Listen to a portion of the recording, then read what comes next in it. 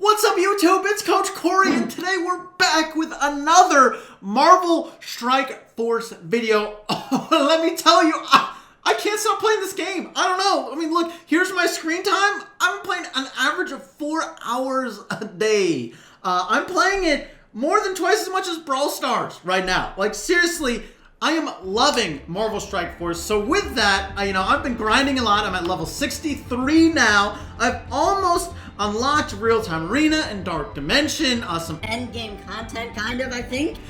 So with that, I'm gaining a lot of experience. I want to give you guys, who I hope are playing the game as well, I want to tell you who the best hero villain teams are in the early game, because it is critical to know what teams to focus. It's actually really important, and you don't want to make early game mistakes because they can snowball into even bigger mistakes for the late game. Now, I define a strong early game team by 3 characteristics. 1, they help you progress further in different campaigns. Various campaigns have different requirements. You can't always use the same heroes or villains, so you need ones that help you do various different campaigns so you can unlock stronger equipment and different nodes to unlock different characters. Second part is you want heroes and villains that help you get stronger in the various different parts of the game, like Blitz, Alliance Raids, Alliance War, and the Arena. Hopefully you're unlocking characters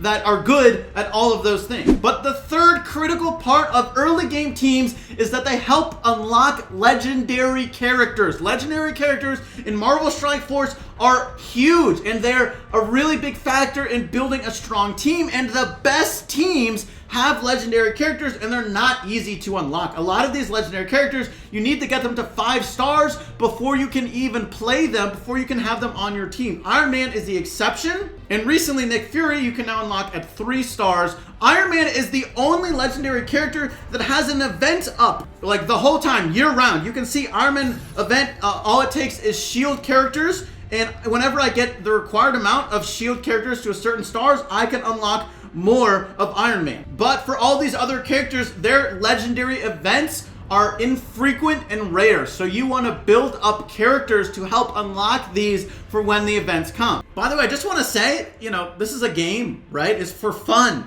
and of course there's so many different people, heroes and villains that you can unlock. Now look, I've actually been consuming a lot of Marvel Strike Force context. I've been playing the game a lot. I want to understand what, people who are at the end game, what are they saying are the best team comps, characters, heroes in the game. I think the most important thing is go for a team that you're gonna have fun with. Like maybe there's a team or a cast of characters you just like them more. You know what? Go for it. If they're gonna have more fun playing a certain team than another team, then that should be a big factor for you. Now there is a tier list here that a lot of other players helped build, and I trust, and I've seen a lot of other YouTubers talk about, and it seems like it's quite a good tier list, right? So this can definitely help you. I'll put a link down below. But I will say this is an end game tier list. In this tier list, it presumes you, 1, have everything unlocked. You have the legendary characters that are on some of these teams, right? And you need the legendary characters for some of these teams to be at the rank that they say it is. Another part, you'll see Dark Dimension is a 5th of the rating for how they grade teams. I don't even have Dark Dimension unlocked, right? And I'm level 63, and I've been grinding a lot. I've been playing a lot, and I'm gonna tell you, it's probably gonna take me another 10 days to go from level 63 to level 64. So a lot of this stuff is kind of end game. It's not necessarily geared towards early game. That's why I want to make this early game tier list for you all. Now look, another factor in early game teams for whether they're strong or not is you have to be able to play them. That's first and foremost. They need to be easy to unlock, right? If a team is strong but it needs a legendary character, that's not a very good early game team, right? Now just so I touch my bases, there are different ways to unlock characters, right? There's a decent amount of characters you can find in the Blitz store and in Blitz orbs. Same thing with Raid orbs, the Arena store, you can unlock a decent amount of characters, and even the War store, although infrequent, you can unlock characters here too. Now the only other place that you can unlock characters for free is in the campaign. So as long as you can unlock all the characters on a team in those places, it's a playable team. But some characters you can only unlock in orbs. You have to pay money to unlock them, or you have to get really lucky. That's possible as well. So we're focusing on teams that are easy to unlock, strong in campaign, strong in blitz, arena, war, various things like that, and they help you unlock legendary characters. So for example, most people would say Black Order is one of the strongest teams, if not the strongest team in the game, and the other really strong team is Symbiotes, but both of these teams are crazy hard to unlock. I don't even have one character on Symbiotes unlocked. All right, so with all that stuff out of the way, here's my number one best early game team for Marvel Strike Force that you should focus on, and that is Wave 1 Avengers. To me, this is a really strong team, not only in the early game, but it also translates to the late game. Now, personally, I think Hulk is the worst one of the Wave 1 Avengers, but he is the easiest one to get high gold stars in, so I can totally understand if you use him, and a lot of people do. But for example, Captain America is incredibly easy to find. He has 2 nodes going on right now. Iron Man, of course, to unlock Iron Man, you just need shield characters as a legendary, and as I said, his event is up the whole time. You can do that whenever you want. Thor, you can get in raid orbs, so relatively easy to unlock Thor. Black Widow, you can get easily in campaign node. And same with Hawkeye, easily you can get in campaign node. Now, I've been using Wave 1 Avengers pretty much everywhere. They are my strongest arena team. I'm in the top 20 right now, which I think is pretty good. Now, admittedly, they're not the best campaign team, but you can use them in Heroes Assemble and the Nexus. But overall, this to me is a team that makes the most sense to target as your strongest team in the early game, or at least as one of your strongest teams.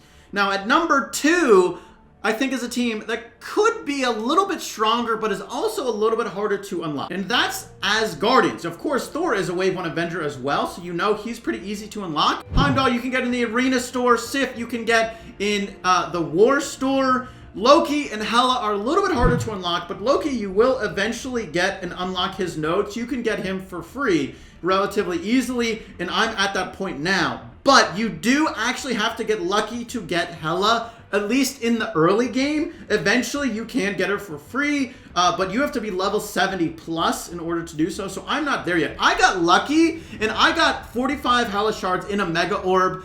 If you don't get lucky, you will eventually get her. But Asgardians is not only a really, really good team, but it's also one of the best campaign teams because every single character here can be used in Cosmic. They're all Cosmic, and then 4 of them are also Mystic. So there's a Cosmic campaign, there's a Mystic campaign. You go for Asgardians, you are set in both of those campaigns, and you're going to do really well. On top of that, 2 of them are Villain Mystic controllers. You can use them to unlock another legendary. To unlock Phoenix, you do need Villain Mystic controllers, and Asgardian has 2 of them. On top of that, Asgardians unlock one of the stronger legendaries in the game, Black Bolt, who is also used to unlock one of the strongest teams in the game, Black Order, Ebony Maw. So this is a really important team. Not only is it very good, but it can unlock some good legendary. Now this next team I'm gonna say is even stronger than the other 2, but there's a caveat. It's first of all, Emma Marauders. These are the 4 Marauders you want to use this team with, and the other character is Emma Frost. But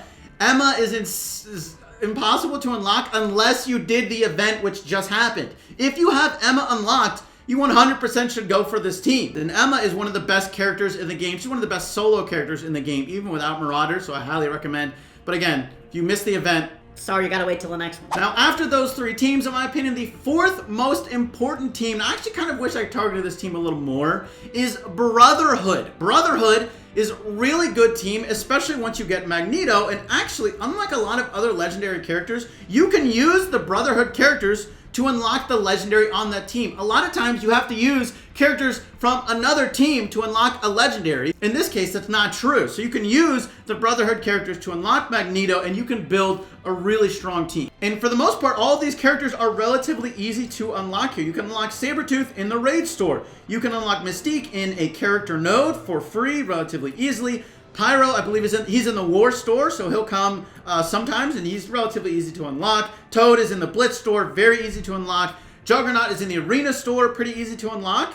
Blob is also in the Arena store, I'm pretty sure. Yeah, he's also in the Arena store. And of course, Magneto you can unlock from all these characters. And now after this, at number 5, I have Sinister Six. This is also another really important team. And what's actually interesting about this team, first of all, it's the only team that can automatically help you unlock 2 legendaries. Most teams will either unlock none or one legendary for you. In this case, Sinister Six helps you unlock Shuri of the Wakandans and also Invisible Woman for the Fantastic Four. So this team, very rare to unlock 2 legendaries from one team, but the problem with Sinister Six and why I have them lower than some of the other teams, even though they're the only one that unlocks 2 legendaries, is they kind of aren't that great until you get Doc Ock. Right, Doc Ock is a legendary character, and he is not easy to unlock either. He's a late game legendary character. He's very, very good though, and he will make Sinister Six one of the best teams in the game when you get him. So it's a very worthwhile investment to go for Sinister Six. Not only will they become an amazing team in the late game, but they also unlock 2 legendaries for you, and actually they're good in villain campaign, right? They're city as well, and they're Spider-Verse, Sinister Six, so they can help you in different requirements for raids too. There's 2 other teams I want to quickly mention that are not horrible, but not great. And if you really like these teams, I think it's okay to go for them. Otherwise, I wouldn't do it. The first one is Power Armor. Relatively easy to unlock. They don't help you unlock any other legendaries though, and they're kind of a very hit or miss team. They have the potential to do really well, but they also have the potential to completely whiff. So you're not always going to see success with them. And the other team is Young Avengers. Also easy to unlock, but not an amazing team and doesn't help you unlock anything important. Okay, if you haven't downloaded Marvel Strike Force yet, make sure to do so with the link down below. That's going to be it for today's video though. Thanks so much for watching, and I'll catch you later. Peace.